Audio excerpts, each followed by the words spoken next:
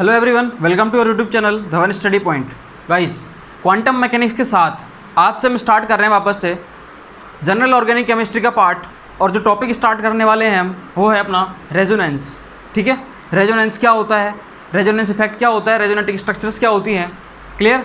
और रेजोनेंस कितने टाइप का होता है ये अपन देखेंगे, और अपन किस किस तरीके से रेजोनेंस को अपन शो कर सकते हैं। ठीक है, वो 5-6 टाइप होंगे, वो मैं आपको बताऊंगा। देखो, एक बार मैं आपको कुछ बताता हूँ अब तक जो अपन ने जनरल ऑर्गेनिक केमिस्ट्री में स्टार्ट किया है। देखो, मैंने आपको सबसे पहले जो स्टार्ट किया है वो है मेरा रिएक्शन मैकेनिज्म के बारे में। क्लियर, सबसे पहले जो मैंने स्टार्ट किया है that is the reaction mechanism. देखो, रिएक्शन मैकेनिज्म की बात करता हूँ मैं भाई, जनरल ऑर्गेनिक केमिस्ट्री यहीं से स्टार्ट होती है। क्लियर, रिएक्शन मैकेनिज्म के बारे में देखना एक बार। रिएक्शन मैकेनिज्म, देखो मैंने आपसे कहा था कि जब भी कोई रिएक्शन स्टार्ट होती है, क्लियर, तो रिएक्शन स्टार्ट होती है तो उस केस में सबसे पहले रिएक्टेंट और रिएजेंट जो होते हैं, ठीक है, जो रिएक्टेंट्स हैं एंड रिएजेंट्स हैं उनमें क्या होते हैं, इलेक्ट्रॉनिक डिस्प्लेसमेंट होता है। क्लियर, क्या होता है इलेक्ट्रॉनिक डिस्प्लेसमेंट, आपको सबको पता होगा क्या होता है इलेक्ट्रॉनिक डिस्प्लेसमेंट। हाँ जी, इलेक्ट्रॉनिक क्या होता है, डिस्प्लेसमेंट। क्लियर, फिर मैंने आपको बताया था इलेक्ट्रॉनिक डिस्प्लेसमेंट होने के बाद जो बॉन्ड होता है वो बॉन्ड क्या हो जाता है, ब्रेक हो जाता है। क्लियर, इसका मतलब क्या है, जो सेकंड पॉइंट अपन पढ़ते हैं वो अपन पढ़ते हैं बॉन्ड क्लीवेज के बारे में। अपन क्या पढ़ते हैं, बॉन्ड क्लीवेज। सही है, बॉन्ड क्लीवेज के बारे में पढ़ते हैं। जब बॉन्ड डिसोसिएट हो जाता है तो उस केस में वहाँ पर जो बनते हैं वो बनते हैं इंटरमीडिएट्स। वहाँ पर क्या बनते हैं, इंटरमीडिएट्स। क्लियर, तो अपन जो उसके बाद पढ़ेंगे बॉन्ड क्लीवेज होने के बाद अपन पढ़ेंगे टाइप्स ऑफ इंटरमीडिएट। अपन क्या पढ़ेंगे, टाइप्स ऑफ इंटरमीडिएट। हाँ जी, क्लियर। और इसके बाद हम फाइंड आउट करते हैं कि भाई जो रिएक्शन हो रही है वो किस मैकेनिज्म से या किस पाथ से फॉलो हो रही है। ठीक है, इसका मतलब हम जो देखेंगे उसके बाद वो अपन देखेंगे type of mechanism. Clear, type of mechanism. मैंने आपको अब तक जो जनरल ऑर्गेनिक केमिस्ट्री में स्टार्ट किया था वो मैंने स्टार्ट किया था इलेक्ट्रॉनिक डिस्प्लेसमेंट। और इलेक्ट्रॉनिक डिस्प्लेसमेंट में मैंने आपको बोला था कि ये 2 टाइप का होता है, एक तो होता है टेम्परेरी, एक होता है परमानेंट। ठीक है, एक तो होता है परमानेंट, क्लियर, और एक होता है टेम्परेरी। टेम्परेरी में मैंने आपको बताया था कि इलेक्ट्रॉनिक डिस्प्लेसमेंट जो होते हैं इसमें अपन बिल्कुल एक जनरल कंसेप्ट लेके चलते हैं। ठीक है, यहाँ पर जो मेन जो अपना इलेक्ट्रॉनिक डिस्प्लेसमेंट है उसके बारे में अपन यहाँ पर डिस्कस करते हैं जनरल ऑर्गेनिक केमिस्ट्री में। ठीक है, उसको अपन बहुत डीप में पढ़ते हैं। याद रखना, परमानेंट जो ये, हाँ जी, परमानेंट जो इलेक्ट्रॉनिक डिस्प्लेसमेंट होता है इसमें अपन पढ़ते हैं इंडक्टिव इफेक्ट। अपन क्या पढ़ते हैं, इंडक्टिव इफेक्ट। अपन इसे पढ़ेंगे रेजोनेंस इफेक्ट, और अपन इसमें पढ़ेंगे, हाँ जी, हाइपर कॉन्जुगेशन इफेक्ट। अपन इसमें 3 मेजर टॉपिक कवर करते हैं, एक तो इंडक्टिव इफेक्ट, एक करते हैं अपन रेजोनेंस इफेक्ट, एक करते हैं अपन हाइपर कॉन्जुगेशन। ये 3 चीज़ें अपन इसमें लेके चलते हैं। क्लियर, तो ध्यान रखना, इस परमानेंट जो इलेक्ट्रॉनिक डिस्प्लेसमेंट है इसमें अपन एक तो लेके चलते हैं इंडक्टिव इफेक्ट, सही है, एक अपन लेके चलते हैं इसमें रेजोनेंस। क्लियर, और एक अपन लेके चलते हैं इसमें, हाँ जी, हाइपर कॉन्जुगेशन। अपन क्या लेके चलते हैं इसमें, एक तो हाइपर कॉन्जुगेशन। क्लियर, ठीक है। इंडक्टिव इफेक्ट जो है, इंडक्टिव इफेक्ट ये मैंने आपको लास्ट लेक्चर तक पूरा कंप्लीट करा दिया है।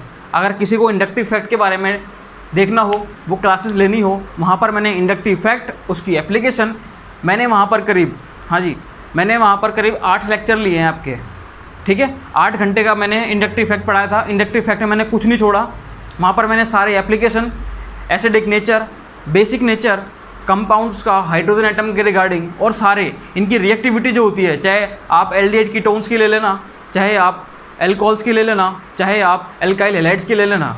ठीक है, वहाँ पर मैंने आपको स्टेबिलिटी ऑफ इंटरमीडिएट्स के बारे में भी समझाया था। इसका मतलब मैंने इंडक्टिव इफेक्ट में कुछ नहीं छोड़ा, मैंने वहाँ पर प्रैक्टिस सहित मैंने इंडक्टिव इफेक्ट पूरा खत्म करा दिया था। और आज की क्लास में मैं रेजोनेंस को कंप्लीट करा दूंगा। ठीक है, आज की क्लास में मैं पढ़ाऊँगा आपको रेजोनेंस इफेक्ट। क्लियर, तो मैं ज़्यादा लेट नहीं करता और रेजोनेंस इफेक्ट स्टार्ट कर रहा हूँ। ध्यान रखो, ये अपना पैटर्न है। इलेक्ट्रॉनिक डिस्प्लेसमेंट है, उसमें अपन पढ़ रहे हैं परमानेंट इलेक्ट्रॉनिक डिस्प्लेसमेंट, उसमें इंडक्टिव इफेक्ट खत्म करा दिया। अब सेकंड अपन पढ़ रहे हैं रेजोनेंस इफेक्ट। क्लियर है, ये खत्म होती है फिर मैं कराऊंगा हाइपर कॉन्जुगेशन, देन मैं पढ़ाऊंगा बॉन्ड क्लीवेज, उसके बाद टाइप्स ऑफ इंटरमीडिएट, और यहाँ से अपनी फिर ऑर्गेनिक केमिस्ट्री स्टार्ट हो जाएगी। यहाँ से अपनी ऑर्गेनिक केमिस्ट्री स्टार्ट हो जाएगी फिर, ठीक है। फिर अपन मैकेनिज्म्स के बारे में, नेम रिएक्शंस के बारे में, हर इंटरमीडिएट्स के करस्पॉन्डिंग कौन कौन सी नेम रिएक्शंस होती हैं उनके बारे में अपन डिस्कस करेंगे, ठीक है। तो जनरल ऑर्गेनिक केमिस्ट्री में केवल इतना सही है, वो अपन इसको आज स्टार्ट करते हैं, ठीक है। तो देखो रेजोनेंस हेडिंग डाल लो और पहले इसके बारे में मैं कुछ पॉइंट आपको समझाऊंगा, रेजोनेंस क्या होता है, क्लियर। 11th-12th क्लास में बीएससी में थोड़ा बहुत आप खुद भी पढ़ के आए हैं इसके बारे में। तो देखो रेजोनेंस क्या होता है, मैं कुछ पॉइंट बताता हूँ आपको, उनको समझना एक बार, ठीक है। देखना भाई रेजोनेंस क्या होता है, सबको पता है, कुछ जनरल चीज़ें तो सब जानते हैं, लेकिन यहाँ पर अपन इसको उस टाइप से प्रिपेयर करेंगे कि अपना IIT JEM, नेट और गेट, ये सारी चीज़ इन सारे एग्जाम्स में इनमें आए हुए क्वेश्चंस जो हैं वो क्या हो जाएंगे, कवर हो जाए, ठीक है। तो अपन कुछ नहीं छोड़ने वाले रेजोनेंस में, अपन सब कुछ कवर करते हुए चलेंगे विद प्रैक्टिस क्वेश्चन, ठीक है। अपन क्वेश्चंस की प्रैक्टिस भी करेंगे इसके साथ साथ। देखो मैं कुछ पॉइंट बता रहा हूँ, 10, 12, 13 पॉइंट है, उनको आप बहुत ध्यान से समझना। मैं पहले बोल रहा हूँ उनको, फिर मैं उनको लिखूंगा, आप चाहो तो उनको नोट भी कर सकते हो, सही है। पहले मैं आपको समझाता हूँ वर्बली। देखो रेजोनेंस जो होता है, पॉइंट नंबर 1, रेजोनेंस जो होता है ये एक इंट्रामोलिकुलर फिनोमेना होता है। फर्स्ट पॉइंट तो ये है, रेजोनेंस क्या होता है, एक ही मॉलिक्यूल में होने वाला होता है, इसलिए अपन बोलते हैं resonance is the intramolecular phenomena, clear. Resonance जितना ज़्यादा होगा या रेजोनेटिक स्ट्रक्चर जितनी ज़्यादा होंगी तो उस सिस्टम की पोटेंशियल एनर्जी उतनी ही कम होगी। पॉइंट नंबर 2, मतलब resonance decreases the potential energy of the system, clear. Resonance जितना ज़्यादा होगा उस सिस्टम की स्टेबिलिटी उतनी ही ज़्यादा होगी, clear. That means resonance increase the stability of that system, clear है चीज़, इसमें किसी को डाउट नहीं है। 3 पॉइंट मैंने आपको जो समझा है इनमें किसी को डाउट नहीं होना चाहिए। ये इंट्रामोलिकुलर प्रोसेस होता है, हाँ जी, पोटेंशियल एनर्जी को डिक्रीज़ करता है और सिस्टम की स्टेबिलिटी को क्या करता है, इंक्रीज़ करता है, क्लियर है, किसी को डाउट है। देखो मैं आपको अब बता रहा हूँ पॉइंट नंबर 4 कि रेजोनेटिक स्ट्रक्चर्स जो होती हैं, ध्यान रखो, आप पढ़ के आए हो थोड़ा बहुत कुछ तो, कि रेजोनेंस जो होता है इसमें अपन एक कंपाउंड की रेजोनेटिक स्ट्रक्चर बनाते हैं और अपन एक बनाते हैं लास्ट में रेजोनेंस हाइब्रिड। तो ध्यान रखना रेजोनेटिक स्ट्रक्चर जितनी भी बनेंगी, रेजोनेटिक स्ट्रक्चर जितनी भी होंगी, क्लियर, वो सारी स्ट्रक्चर हमेशा कैसी होती है, इमेजनरी। इसका मतलब क्या है, ऑल रेजोनेटिक स्ट्रक्चर्स, और इनका एक और नाम होता है canonical structures, clear. All resonetic structures are imaginary. लेकिन जो रेजोनेंस हाइब्रिड होता है वो कैसा होता है, रियल होता है भैया, ध्यान रखना, resonance hybrid is the real, clear है चीज़। रेजोनेंस हाइब्रिड कैसा होता है, रियल होता है, क्लियर। और रेजोनेटिक स्ट्रक्चर जो होती है वो कैसी होती है, इमेजनरी होती है वो, ठीक है। एक चीज़ और ध्यान रखना, आपको पता है रेजोनेंस में, पॉइंट नंबर 5 सुनना, कि रेजोनेंस जब अपन पढ़ते हैं तो वहाँ पर अपन पढ़ते हैं डीलोकलाइजेशन ऑफ इलेक्ट्रॉन्स। अपन क्या पढ़ते हैं, delocalisation of electron. Delocalisation of electron जो होता है रेजोनेंस में, ध्यान रखना, पाई बॉन्ड्स के इलेक्ट्रॉन का होता है और लोन पेयर्स का होता है, क्लियर।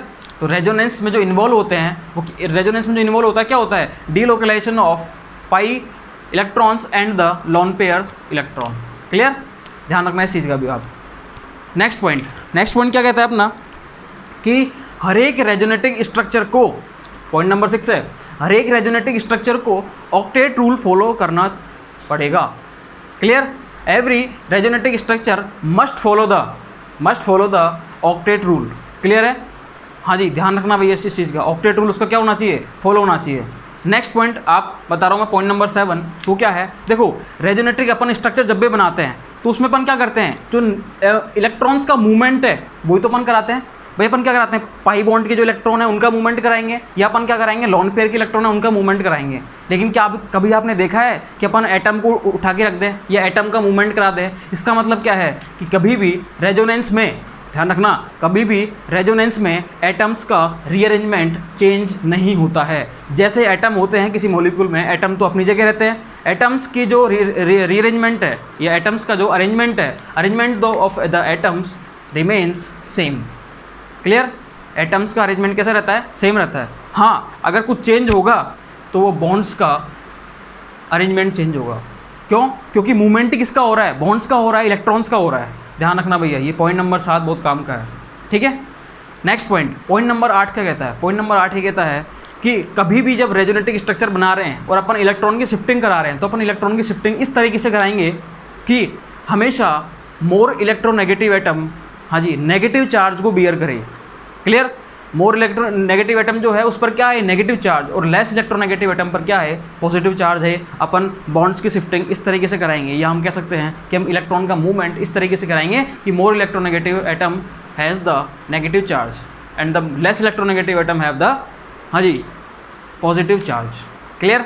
देखो नेक्स्ट पॉइंट नंबर 9 क्या कहता है, वो ये कहता है कि चार्ज सेपरेशन जो होता है, जब अपन रेजोनेटिक स्ट्रक्चर की बात करते हैं तो चार्ज सेपरेशन जो होता है वो हमेशा कैसा रहना चाहिए, वो लो रहना चाहिए। Charge separation should be low, ध्यान रखना भैया, in the resonetic structure charge separation should be low. इसका मीनिंग क्या है, इसका मतलब ये है कि हमेशा जब अपन रेजोनेटिक स्ट्रक्चर बना रहे हैं तो उस केस में पॉजिटिव और नेगेटिव चार्ज, दैट मीन्स दो अपोजिट चार्ज जो होते हैं वो हमेशा कैसे रहने चाहिए, पास पास रहने चाहिए। ठीक है, मतलब चार्ज सेपरेशन जो हो रहा है वो कम से कम हो।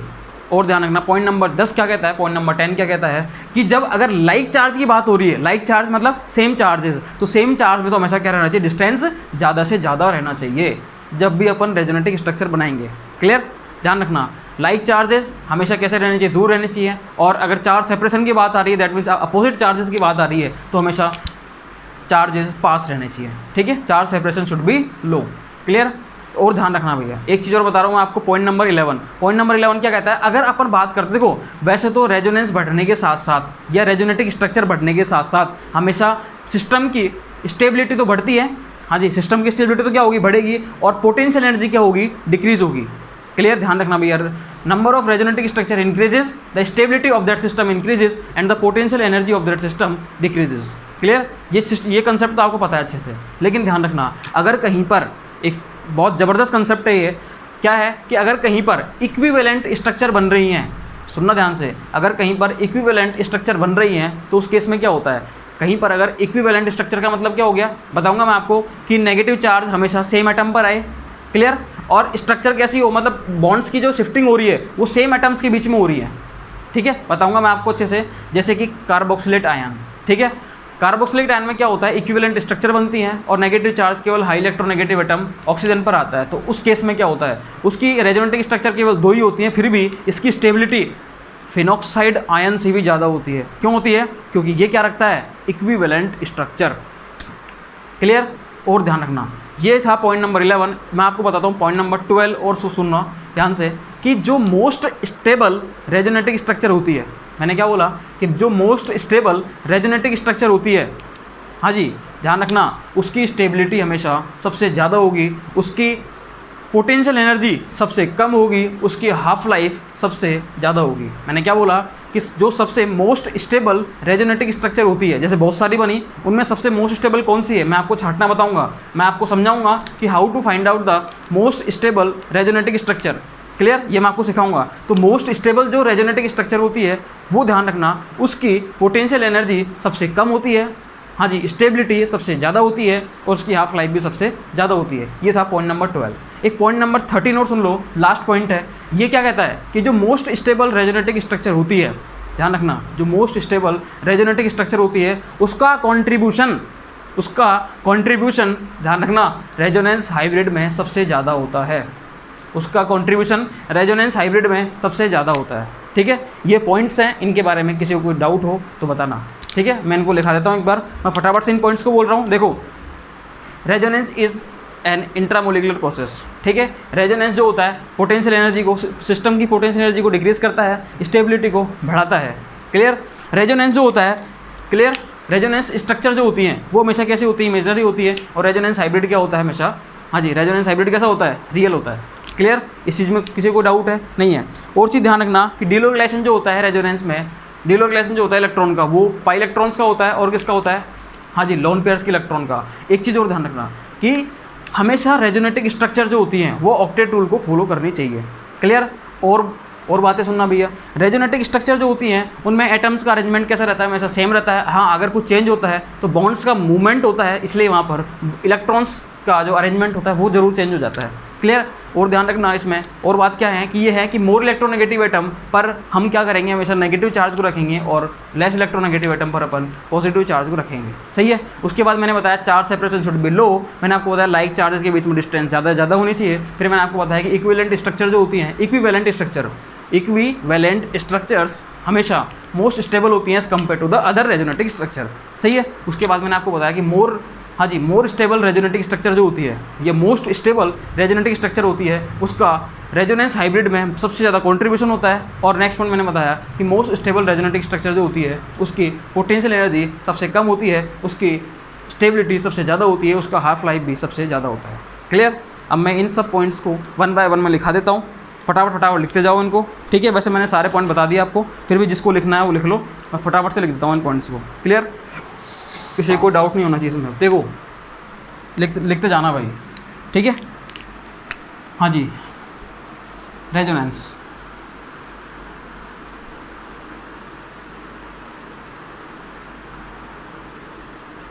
देखना भैया, मैंने आपको फर्स्ट पॉइंट क्या बताया कि रेजोनेंस जो होता है एक इंट्रामोलिकुलर प्रोसेस है। Resonance is an intramolecular process. क्या है ये? Intra molecular process. Clear? Resonance is an intramolecular process. Clear? ध्यान रखना, रेजोनेंस जो होता है वो मैंने आपको बताया था, रेजोनेंस जो होता है ये क्या करता है, सिस्टम की पोटेंशियल एनर्जी को डिक्रीज करता है। ठीक है, मैंने सब समझा दिया। अब आपको मैं फटाफट लिख रहा हूँ, रेजोनेंस डिक्रीजेज द, हाँ जी, decreases the potential energy, P मतलब पोटेंशियल एनर्जी, हाँ जी, पोटेंशियल एनर्जी ऑफ सिस्टम। सही है? हाँ जी, देखो पॉइंट नंबर 3, रेजोनेंस जो होता है सिस्टम की स्टेबिलिटी को बढ़ाता है। रेजोनेंस, हाँ जी, resonance increases the stability of system, stability of system. सही है, लिखते जाओ भैया फटाफट इनको। फोर्थ पॉइंट मैंने आपको क्या बताया कि रेजोनेटिक स्ट्रक्चर्स जो होती हैं उनका, हाँ जी, रेजोनेटिक स्ट्रक्चर्स जो होती हैं वो सारी कैसे होती हैं, इमेजनरी होती हैं, और रेजोनेंस हाइब्रिड कैसा होता है, रियल होता है। ठीक है, लिखो भाई, रेजोनेटिंग स्ट्रक्चर्स,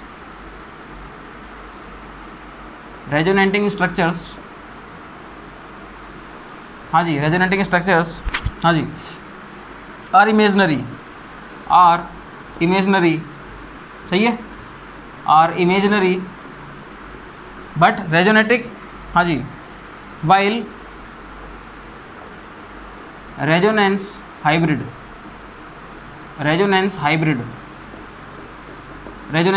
इज, हाँ जी, रेजोनेंस हाइब्रिड जो होता है वो कैसा होता है, रियल होता है। कैसा होता है? Real.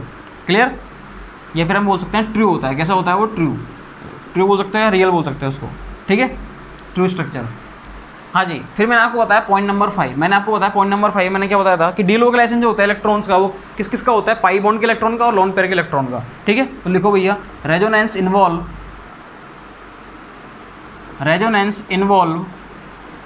Clear, resonance involve the delocalisation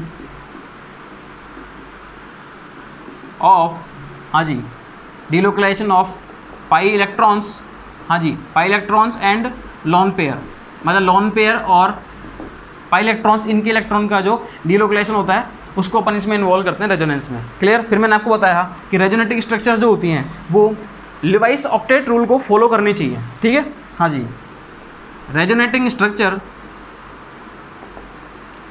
structures, देखो फटाफट लिखते जाओ, समझा दी मैंने सारी चीज़ें ये। हाँ जी, must follow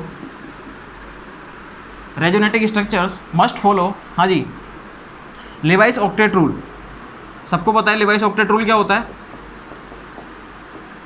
clear? Levi's octet rule को फॉलो करने चाहिए। इसका मतलब हम सब जानते हैं, इसका मतलब क्या होता है कि कार्बन एटम जो होता है, कार्बन एटम वो कभी पेंटावेलेंट नहीं होना चाहिए, नाइट्रोजन एटम भी कभी पेंटावेलेंट नहीं होना चाहिए, और ऑक्सीजन एटम कभी भी टेट्रावेलेंट नहीं होना चाहिए।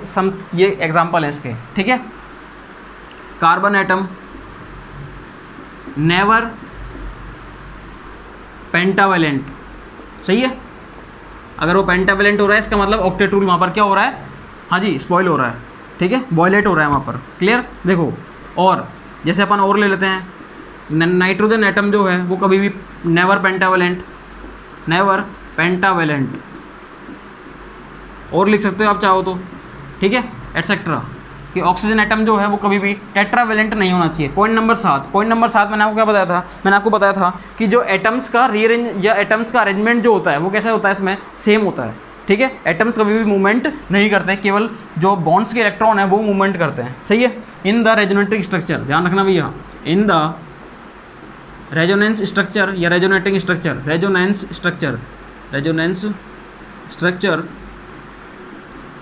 इन द रेजोनेंस स्ट्रक्चर, हाँ जी, arrangement of atom remain same, arrangement, हाँ जी, अरेंजमेंट ऑफ एटम्स रिमेन्स, हाँ जी सेम, ध्यान रखना भैया, बहुत काम की बात है, सेम बोला है मैंने यहाँ पर, क्लियर। हाँ, अगर कुछ अलग होगा तो वो क्या होगा, हाँ जी, इलेक्ट्रॉन्स का अरेंजमेंट, क्लियर। हाँ जी, दीज, हाँ जी, this should differ only, this should differ only, अगर यहाँ पर कुछ डिफरेंट होना चाहिए, अलग होना चाहिए, तो क्या होना चाहिए वो, दिस शुड डिफर ओनली, हाँ जी, with respect to the arrangement of electron, हाँ जी, only with respect to, with respect to, हाँ जी, arrangement of, arrangement of electrons, ध्यान रखना भैया ये बात, इस कंसेप्ट को बहुत ध्यान रखना अच्छे से, क्लियर। फिर मैंने आपको क्या बताया कि रेजोनेटिंग स्ट्रक्चर जो होती हैं उनमें अपन को अगर बॉन्ड की शिफ्टिंग करानी हो तो अपन, या इलेक्ट्रॉन्स की शिफ्टिंग करानी हो लोन पेयर्स वगैरह की, तो अपन इस तरीके से उसको शिफ्टिंग कराएंगे कि मोर इलेक्ट्रोनेगेटिव एटम पर, कि मोर इलेक्ट्रोनेगेटिव एटम पर नेगेटिव चार्ज आए और लेस इलेक्ट्रोनेगेटिव एटम पर पॉजिटिव चार्ज आए, सही है। लो भाई नेक्स्ट पॉइंट और लिख लो, हाँ जी, रेजोनेटिंग स्ट्रक्चर या रेजोनेंस स्ट्रक्चर,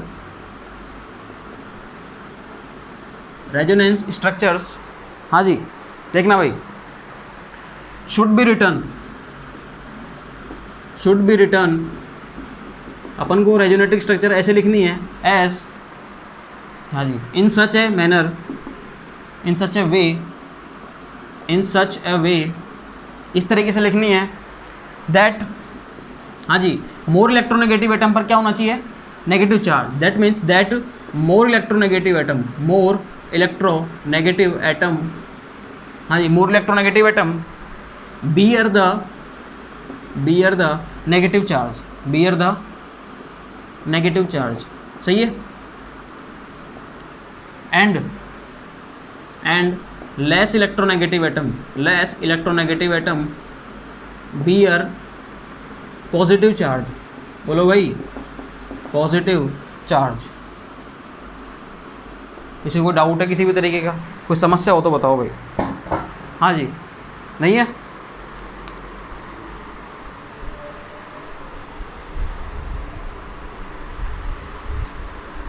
देखना भैया, अगर मेरे को ये जो मैंने बात बोली है तो इसका मीनिंग क्या है, इसका मतलब ये है कि जैसे सपोज दैट ये क्या है, एक कार्बोनाइल कोई कंपाउंड है, ठीक है, या एक फंक्शनल ग्रुप है। अगर मेरे को इस यहाँ पर इस पाई बॉन्ड को शिफ्ट कराना है तो देखो मैं इसको दो तरीके से शिफ्ट करा सकता हूँ। मैं इसको देखो, या तो मैं क्या करूँ, इस नेगेटिव चार्ज को इधर भेज दूँ, लो भैया इस नेगेटिव चार्ज को मैंने क्या करा, इस ऑक्सीजन पर भेजा तो इस पर नेगेटिव आएगा, इस पर पॉजिटिव आएगा। या फिर मैं क्या करूँ, इस नेगेटिव को इस कार्बन पर भेज दूँ, सही है।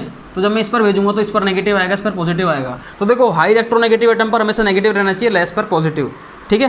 तो इसका मतलब ये वाली स्ट्रक्चर सही है, ये वाला क्या है, गलत। लो भैया ये वाला तो फिनोमेना सही है, ये वाला क्या हो गया, गलत हो गया, काट दो इसको, तो काटा करो हमेशा, ध्यान रखना, सही है। देखो नेक्स्ट पॉइंट नंबर, हाँ जी 8 हो गए, 9 पॉइंट देखना भैया, पॉइंट नंबर 9 वो क्या कहता है, देखो भैया पॉइंट नंबर 9 कहता है अपना, मैंने आपको बताया चार्ज सेपरेशन शुड बी लो, ठीक है, इन the resonating structure, in the, हाँ जी रेजोनेटिंग स्ट्रक्चर या resonance structure, in the resonance structure, हाँ जी चार्ज सेपरेशन शुड बी लो, क्या होना चाहिए, चार्ज सेपरेशन शुड बी, हाँ जी लो का मतलब क्या है, कम होना चाहिए। देखो भाई इसको आप क्या समझोगे, इसको ऐसे समझना कि ये पॉजिटिव चार्ज है, ये नेगेटिव चार्ज है। लो भैया ये क्या है, ये पॉजिटिव चार्ज और एक नेगेटिव चार्ज, ठीक है, ये पॉजिटिव चार्ज है, नेगेटिव चार्ज, ठीक है। अब इस पॉजिटिव चार्ज को मैंने थोड़ा और दूर कर दिया, लो भैया इसको मैंने और दूर कर दिया, लो भैया ये जैसे जैसे डिस्टेंस बढ़ रही है, देखो चार्ज सेपरेशन जैसे जैसे बढ़ रहा है, ऊपर से नीचे अपन बात कर रहे हैं, तो देखो चार्ज सेपरेशन जो है, चार्ज सेपरेशन, हाँ जी चार्ज सेपरेशन जो है वो इंक्रीज़ हो रहा है, सही है। चार्ज सेपरेशन क्या हो रहा है, इंक्रीज हो रहा है। जब चार्ज सेपरेशन हमेशा बढ़ता है तो work is done on the system, जो सिस्टम होता है उस पर वर्क किया जाता है, सही है, सिस्टम पर वर्क किया जाता है, ध्यान रखना। इसका मतलब मैं आपको समझाऊंगा जब मैं आपको थर्मोडायनेमिक्स और पढ़ाऊंगा, अभी इतना ध्यान रखना, जब चार्ज सेपरेशन बढ़ रहा है किसी भी सिस्टम का, उसका मतलब क्या है कि सिस्टम पर वर्क किया जा रहा है, ठीक है। तो work done on the system, work done on the system. और अगर चार्ज सेपरेशन कम होता है तो हम बोलते हैं work done by the system. Clear, ध्यान रखना, ठीक हो, देखना भैया, work done on the system. इसमें क्या हो रहा है, पोटेंशियल एनर्जी जो होगी, जब सिस्टम पर वर्क किया जा रहा है तो सिस्टम की पोटेंशियल एनर्जी क्या होगी, इंक्रीज होगी। और सिस्टम की पोटेंशियल एनर्जी इंक्रीज होना, दैट मीन्स आपको अच्छे से पता है कि स्टेबिलिटी क्या हो जाएगी उस केस में, हाँ जी, स्टेबिलिटी डिक्रीज हो जाएगी। क्यों? क्योंकि हमें पता है अच्छे से कि पोटेंशियल एनर्जी का जो रिलेशन होता है स्टेबिलिटी के साथ वो इन्वर्स रिलेशन होता है। Potential energy is inversely proportional to the stability. Clear, point number 10। देखो मैंने आपको बताया charge separation should be low, फिर मैंने आपको बताया था रेजोनेटिंग स्ट्रक्चर में सेम चार्ज जो होते हैं इन द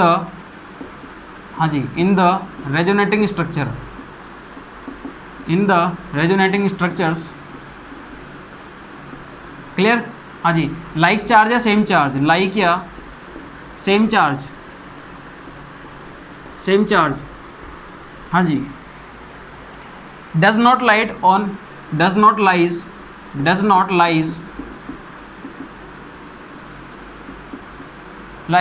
हाँ जी, ऑन एडजेसेंट एटम,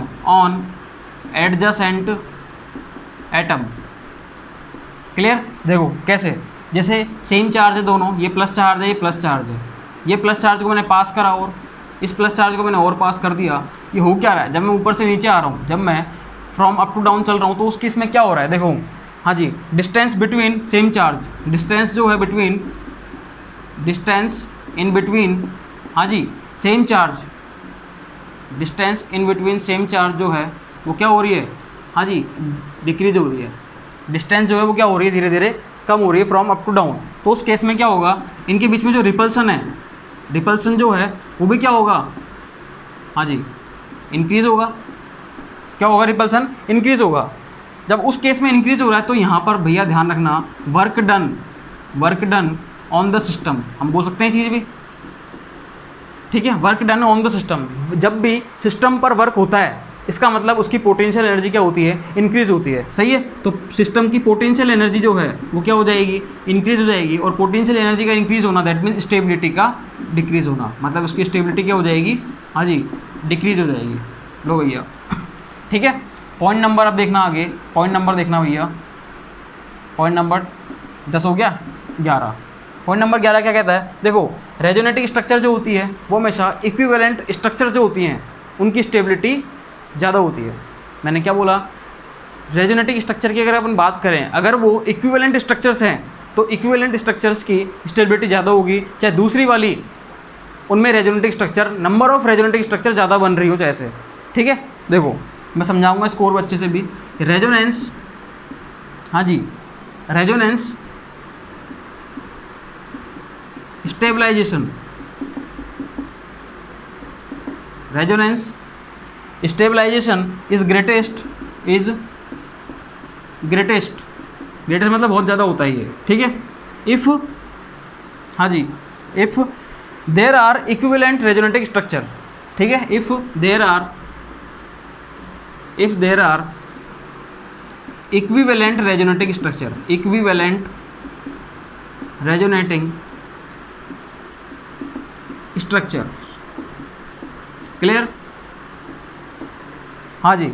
देखो जैसे मैं इसका एक एग्जांपल लेता हूँ, जिससे एग्जांपल से आपको बहुत जल्दी समझ में आएगा भी है, ठीक है। मैंने बोला भी था कि कार्बोक्सिलेट आयन जो होता है, कार्बोक्सिलेट आयन, ठीक है, COO-, क्लियर। देखो carboxylate ion is more stable than the phenoxide ion, carboxylate ion जो होता है इज मोर स्टेबल, और वो क्यों होता है मैं आपको बताऊंगा अभी, इज मोर स्टेबल देन, हाँ जी, फिनॉक्साइड आयन। कौन सा आयन, फिनॉक्साइड। देखो फिनॉक्साइड में नंबर ऑफ रेजोनेटिंग स्ट्रक्चर ज़्यादा होती हैं, फिर भी carboxylate ion is more stable, ठीक है। फिनॉक्साइड आयन बिकॉज ऑफ, इसके पीछे दो रीज़न है, वो रीज़न क्या क्या है, देखो फर्स्ट रीज़न तो क्या है, सब जानते हैं अच्छे से कि इक्विवेलेंट रेजोनेटिंग स्ट्रक्चर क्या है, इक्विवेलेंट, हाँ जी, रेजोनेटिंग स्ट्रक्चर, सही है, इक्विवेलेंट रेजोनेटिंग स्ट्रक्चर्स। जबकि अगर अपन इसकी बात करते हैं सेकंड पॉइंट की, तो उसमें क्या होता है कि कार्बोक्सिलेट आयन में तो नेगेटिव चार्ज केवल हाई इलेक्ट्रोनेगेटिव एटम ऑक्सीजन पर ही आ रहा है, लेकिन अपन फिनॉक्साइड आयन में बात करते हैं तो ऑक्सीजन पर तो आता है लेकिन कार्बन पर भी आ रहा है, and carbon is the less electronegative as compare to the oxygen. Clear? देखो, हाँ जी, मैं आपको समझाऊंगा अब इसको और भी अच्छे से कि नेगेटिव चार्ज जो है, negative charge, clear, negative charge lies only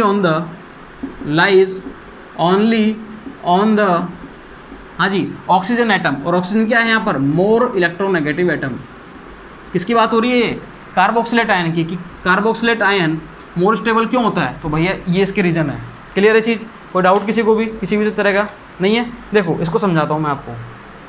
देखो जब अपन कार्बोक्सिलेट आयन की बात करते हैं, लो भैया CH3C डबल बॉन्ड O, ये O माइनस, सही है, ये है अपना एसीटेट आयन, ठीक है, एसीटेट आयन।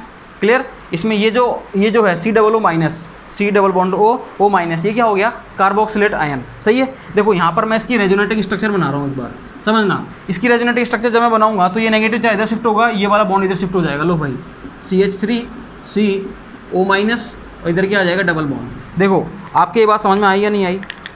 देखो इस नेगेटिव चार्ज को मैंने इधर शिफ्ट करा और ये वाला बॉन्ड इधर शिफ्ट हो गया, सही है। ये इस तरीके से ये वाली रेजोनेटिव स्ट्रक्चर बन गई। क्लियर? देखो यहाँ पर ऑक्सीजन पर क्या आ रहा है, केवल नेगेटिव चार्ज। नेगेटिव चार्ज केवल किस पर आ रहा है, ऑक्सीजन पर। और रेजोनेटिव स्ट्रक्चर कितनी बन रही है, केवल 2 ही, लेकिन इक्विवेलेंट बन रही है भाई। कैसी बन रही है, इक्विवेलेंट। अब अपन बात करते हैं एक बार फिनॉक्साइड आयन की। किसकी बात करते हैं, फिनॉक्साइड आयन की। उसमें क्या होता है, देखो फिनॉक्साइड का देखना भैया, फिनॉक्साइड का देखना। ये अपना क्या है, एसीटेट आयन है। कैसा है ये, एसीटेट आयन, सही है। देखो भाई फिनॉक्साइड की बात करते हैं अपन। फिनॉक्साइड ये और ये ऊपर आ गया ऑक्सीजन को माइनस, सही है। देखो अब मैं क्या कर रहा हूँ, इसमें इसकी रेजोनेटिव स्ट्रक्चर बना रहा हूँ। सब देखते जाना भैया ध्यान से बहुत, सही है। इस नेगेटिव चार्ज को इधर शिफ्ट करूँगा, इस बॉन्ड को इधर शिफ्ट कर देता हूँ मैं। लो भैया, सही है। इसकी रेजोनेटिव स्ट्रक्चर एक बार मैं सारी बना देता हूँ, फिर आपको कोई डाउट हो तो आप पूछ लेना।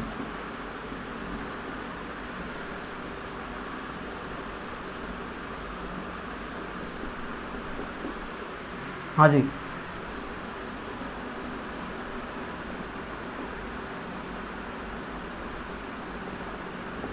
देखो सुनना भाई ध्यान से एक बार, देखना भाई साहब। मैंने क्या करा, मैंने इस नेगेटिव चार्ज को इधर शिफ्ट करा, सही है। इस बॉन्ड को मैंने इधर उठा के रख दिया।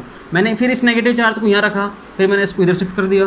फिर नेगेटिव चार्ज को मैं यहाँ शिफ्ट करूँगा और इस बॉन्ड को इधर शिफ्ट करा दूंगा। फिर इस नेगेटिव चार्ज को यहाँ शिफ्ट करा, ये यहाँ पर, और लास्ट में जाके मेरे को ये मिल गया, सही है। ये है मेरा, ये जो मैंने आपको समझाया।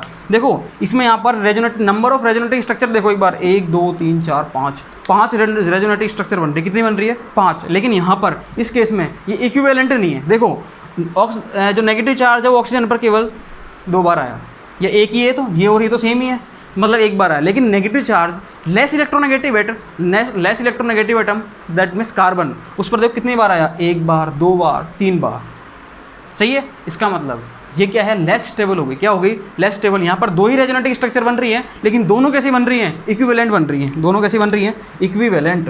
देखो भैया इसकी बात करी थी जब मैंने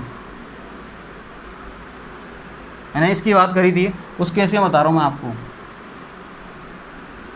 लो भैया ये किसकी बात हुई थी मेरी, एसीटेट आयन की। किसकी बात हुई थी, ये एसीटेट आयन। और ये क्या है, फिनॉक्साइड आयन। ये क्या है, फिनॉक्साइड आयन, सही है। लो भैया फिनॉक्साइड आयन, सही है। किसी को दिक्कत है इसमें, कोई समस्या हो तो बताओ भाई।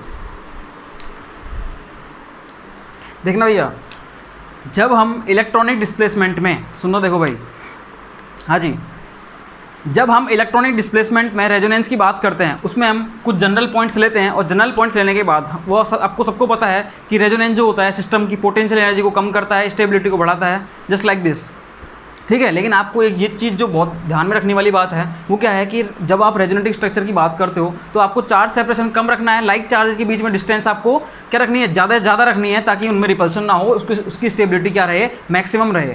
और एक चीज़ बात ये है कि रेजोनेंस जो होती है, या रेजोनेटिव स्ट्रक्चर्स जो होती हैं, रेजोनेटिंग स्ट्रक्चर जो होती हैं तो उस केस में क्या होता है, हाँ जी, हमेशा equivalent structures are more stable than the, हाँ जी, नॉर्मल स्ट्रक्चर्स, जैसे कि फिनॉक्साइड के बारे में। क्लियर?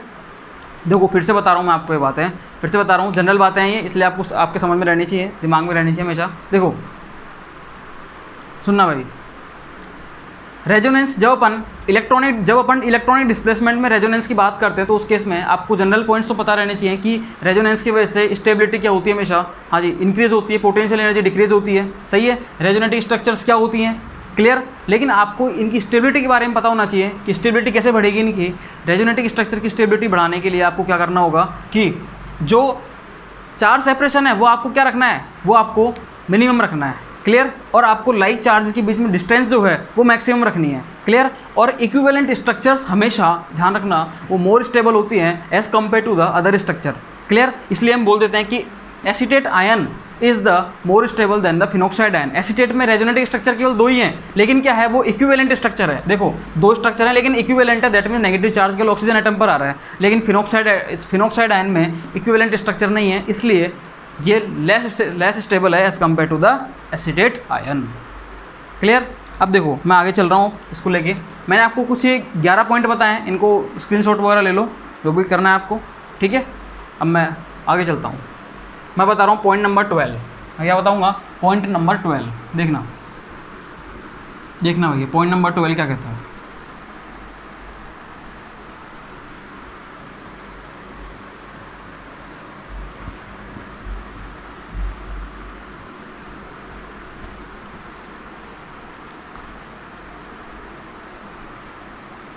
देखना भैया, ये और समझ लो एक बार आप, पॉइंट नंबर 12 एंड 13 क्या है, ठीक है। यहाँ से तो आपको समझ में आ ही गया कि acetate ion is the more stable than the phenoxide ion, सही है। लो भैया चाहे से इसको लिख लो आप। स्टेबिलिटी की अगर अपन बात करते हैं यहाँ से इसकी, तो देखना ये पॉइंट नंबर 11 के नीचे लिखना है आपको, स्टेबिलिटी जो होती है वो हमेशा क्या होती है, हाँ जी, एसीटेट आयन जो होगा, एसीटेट आयन की ज़्यादा होती है देन द फिनॉक्साइड आयन। और रीजन मैंने इसके दे दिए, इसके 2 पॉइंट हैं। 2 पॉइंट क्या हैं कि एक तो इक्विवेलेंट स्ट्रक्चर और दूसरा है इसका, हाँ जी, कि नेगेटिव चार्ज किस पर आ रहा है, only the high electronegative atom oxygen पर, सही है। पॉइंट नंबर 12 देखना भैया, पॉइंट नंबर 12 क्या है, 12 ये है, मैंने आपको बताया था कि मोस्ट स्टेबल रेजोनेटिव स्ट्रक्चर जो होती है वो रेजोनेंस हाइब्रिड में अपना मैक्सिमम कॉन्ट्रीब्यूशन देती है, सही है। देखो हाँ जी, the most stable resonating structure, ठीक है, द मोस्ट स्टेबल, हाँ जी, resonance structure, the most stable resonant structure, हाँ जी, कॉन्ट्रीब्यूट सुनना भैया, कॉन्ट्रीब्यूट, हाँ जी, more in the resonance hybrid, more in the resonance hybrid, in the resonance hybrid, सही है, कोई दिक्कत नहीं किसी को भी। देखो एक और पॉइंट देखना, पॉइंट नंबर 13। देखो जो मोर स्टेबल रेजोनेंस हाइब्रिड, जो मोर स्टेबल रेजोनेंस स्ट्रक्चर होती है उसके बारे में मैंने आपको बताया था कि इसकी पोटेंशियल एनर्जी क्या होती है, सबसे कम होती है, इसकी स्टेबिलिटी सबसे ज़्यादा होती है, हाफ लाइफ सबसे ज़्यादा होती है। देखना भैया, देखो most stable resonance structure, most stable resonating structure, most stable resonating structure,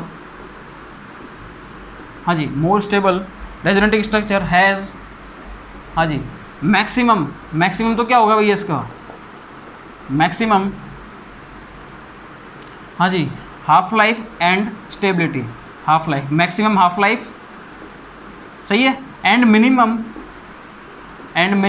अब मिनिमम क्या होगा इसकी, पोटेंशियल एनर्जी, सही है, minimum potential energy, minimum potential, हाँ जी, पोटेंशियल एनर्जी। लो भैया, किसी को डाउट है, कोई दिक्कत नहीं किसी को भी, सही है, हाँ जी, बोलो भैया, किसी को डाउट, कोई समस्या हो, कोई प्रॉब्लम हो तो बताओ। नहीं है? देखो अब मैं आपको कुछ बातें बता रहा हूँ, उसको समझना ध्यान से, वो थोड़ा सा लिख लेना उसको। देखो कैसे जनरल बातें हैं वो आपके समझ में आ गई। जैसे सपोज करो कोई स्ट्रक्चर आपको दे दी ए, आपको कोई स्ट्रक्चर दे दी ए, उससे आपने बनाई रेजोनेटिंग स्ट्रक्चर बी, आपने क्या बनाई, बी स्ट्रक्चर बनाई, फिर आपने उससे बनाई सी रेजोनेटिंग स्ट्रक्चर, फिर आपने उससे बनाई डी रेजोनेटिंग स्ट्रक्चर, ठीक है। और आपको ये पता चल रहा है कि फ्रॉम लेफ़्ट टू राइट आप जब जैसे जैसे इधर की तरफ आ रहे हो, आप जब जैसे जैसे इस ए से डी स्ट्रक्चर की तरफ आ रहे हो तो रेजोनेटिंग स्ट्रक्चर में स्टेबिलिटी जो हो रही है वो क्या हो रही है, इंक्रीज़ हो रही है। क्या हो रही है, इंक्रीज़। लो भैया, स्टेबिलिटी क्या हो रही है, इंक्रीज़ हो रही है। आपको पता है जब स्टेबिलिटी बढ़ेगी तो उस केस में हाफ लाइफ भी क्या होती है, बढ़ती है। क्योंकि हाफ लाइफ कब बढ़ेगी, जब किसी भी, हाँ जी, किसी भी नेगेटिव चार्ज पॉजिटिव चार्ज मतलब इंटरमीडिएट की स्टेबिलिटी क्या होगी, बढ़ेगी। ठीक है, मतलब स्टेबिलिटी का डायरेक्ट रिलेशन होता है किससे, हाँ जी, हाफ लाइफ से। ठीक है, देखो हाफ लाइफ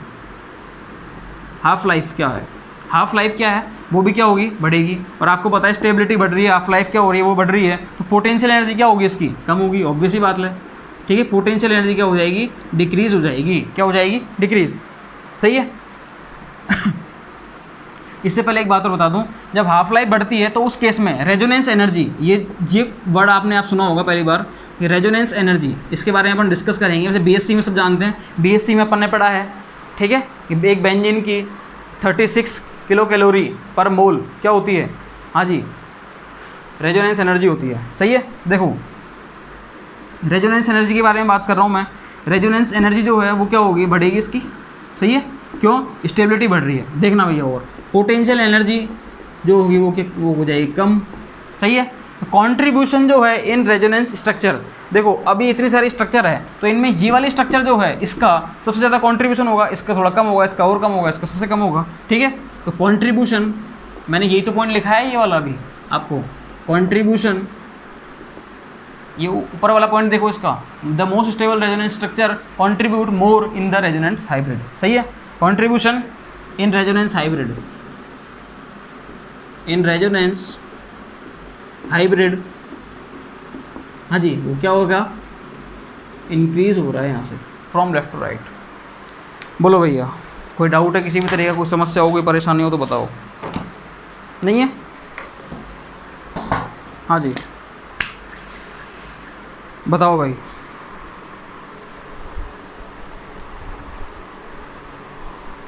देखो ऑर्गेनिक केमिस्ट्री में आज अपन ने स्टार्ट किया है रेजोनेंस, और रेजोनेंस में अपन ये फर्स्ट क्लास है। ठीक है, एक क्लास में रेजोनेंस हो नहीं पाएगा क्योंकि अभी काफ़ी बड़ा ही है, तो अपन कोशिश करेंगे इसको नेक्स्ट लेक्चर में इसको अपन पूरे को कंप्लीट कर दें। ठीक है, नेक्स्ट लेक्चर में अपना रेजोनेंस खत्म हो जाएगा। आज के इस लेक्चर को अपन यहीं तक रखते हैं, और ऑर्गेनिक अपनी अब रेगुलर अपन कोशिश करेंगे इसका एक एक लेक्चर आए। ठीक है, वो डिपेंड करेगा आप पर भी। अगर आपके भी यहाँ से रेस्पॉन्स अच्छा आता है ऑर्गेनिक केमिस्ट्री में तो मैं ऑर्गेनिक केमिस्ट्री को कंप्लीट करा दूंगा पूरी। ठीक है, यहीं पर यूट्यूब पे फ्री ऑफ कॉस्ट। क्लियर, हाँ जी। देखो भैया, ये अपना ऑर्गेनिक का फर्स्ट लेक्चर है, देखते हैं कितने लोग इसका रेस्पॉन्स सही करते हैं, हमें मोटिवेट कितना करते हैं और हमें कितना सपोर्ट करते हैं। ठीक है, तो गाइज़ वीडियो को लाइक करना मत भूलना, वीडियो को शेयर करना सबसे ज़्यादा से ज़्यादा। आपको अच्छा लगे तो इसको लाइक किया करो भाई। सही है, वीडियो को शेयर करो, उन लोगों तक पहुंचा दो जो लोग नीडी हैं, जो बाहर ऑनलाइन कोचिंग्स या ऑफलाइन कोचिंग अफोर्ड नहीं कर पा रहे। ठीक है, just because of the family problem और अदर प्रॉब्लम। क्लियर, हाँ जी। तो आज की क्लास को अपन यहीं तक रखते हैं। अब मैं इस क्लास को बाइंड अप कर रहा हूँ, नेक्स्ट लेक्चर में मैं लेके आऊँगा रेजोनेंस को, और रेजोनेंस को मैं बाइंड अप करूँगा उस पूरे को। ठीक है, और कोशिश करेंगे अपन थर्ड लेक्चर से, ऑर्गेनिक के थर्ड लेक्चर से। देखो इंडक्टिव फैक्ट मैंने 8 लेक्चर में कंप्लीट करा दिया था, इंडक्टिव फैक्ट अपना पूरा हो चुका, फिनिश। ठीक है, अब आज से अपन ने स्टार्ट किया है रेजोनेंस, रेजोनेंस अपना 2 लेक्चर में ख़त्म हो जाएगा, और उसके बाद तीसरे लेक्चर से अपन हाइपर कॉन्जुगेशन स्टार्ट कर देंगे। ठीक है, तो guys thank you so much, thanks for, हाँ जी, thanks for love and support, thank you so much. हाँ जी।